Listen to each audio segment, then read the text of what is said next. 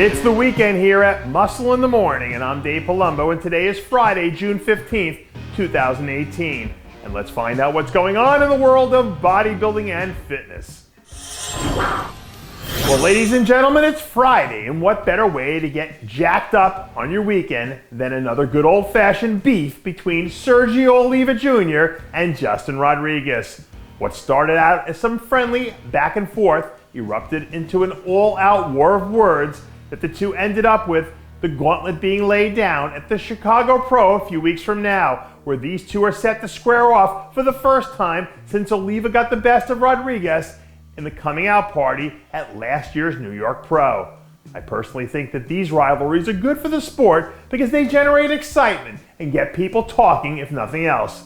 But now that they've turned the spotlight on, hopefully these two can rise to the occasion and put a good show on for the good people of Chicago right there in Sergio's hometown backyard. Apparently, people were feeling a bit ornery this week because that wasn't the only social media war that popped up.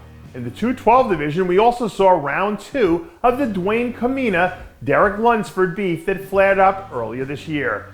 The two second-year pros have been firing shots at each other over the last few months, with the latest episode featuring a personal jab from Quamina, who seems to think that he's going to embarrass Lunsford at this year's Olympia, despite the fact that Lunsford was a solid top 5 finisher last year. For the most part, we haven't heard too much feedback from Lunsford or his crew down here in Tampa over the last 48 hours regarding their thoughts on whatever it is that's going on between them and the Quamina camp. I don't know what the heck was in the air this week that got everyone fired up, but to be honest, I like it. And if we keep seeing stuff like this play out for the next few months, we're going to have one hell of an Olympia weekend. If you're a sports fan, these are the dog days of the year because there really isn't a whole lot going on other than mid-season baseball. So if you're in the market for a 212 athlete to get excited about these days, two-time IFBB Pro winner Alex Cambronero might not be a bad place to start. Recently, the former Olympian was spotted working alongside longtime friend and trainer Neil Hill as the two start to make the final preparations for his season debut down at the Dallas Europa Pro a few weeks from now.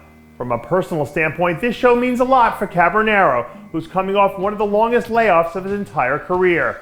But if he can get back to being even 90% of the guy who we saw dominate the Puerto Rico Pro Show 2 years ago, there are going to be plenty of people down there in Dallas with their hands full.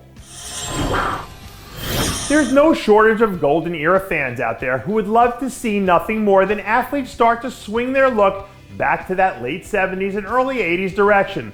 But unless they've got a genie tucked away somewhere that I don't know about, for now I guess we'll have to double up on a venti-sized dose of Wesley Vissers. After announcing that he was planning to make his pro debut sometime this year, the soon-to-be rookie classic physique sensation has really started to kick things up into high gear as of late. A steady stream of progress photos have been filtering out of the Vissers camp over the last few weeks, where we see the 20-something star in training starting to dot the I's and cross the T's to get ready to take on some of these genetic freaks that we've got in the classic physique division. Pound for pound, Vissers might be the closest thing we've seen to one of those Golden Era guys in the last 20 years. But whether or not that unique combination of talent is enough to make him one of the top tier guys in the division is still anyone's guess. I don't know if head starts are really a thing that matters in the grand scheme of contest prep. But if in some weird roundabout way they do, then Nathan Asha looks like he's got one hell of a head start on everyone else. The reigning and defending New York Pro champ has been training like a man possessed over these last few weeks, and rumor has it that he might be thinking about jumping into the Chicago Pro next month, which would really turn that whole thing into a crazy situation considering what's been going on with some of these guys right now. My people close to the source tell me that Nathan is feeling as good as he's ever felt in a long time. And when you start to factor in that he's already in the best shape of his life right now, suddenly he becomes a guy with William Bonac potential who could potentially push up into the top 5 range come Olympia time. And that does it for yet another edition of Muscle in the Morning. I'm Dave Palumbo, reminding you to always be true to your passions and make sure to follow us on Facebook, Twitter, and Instagram.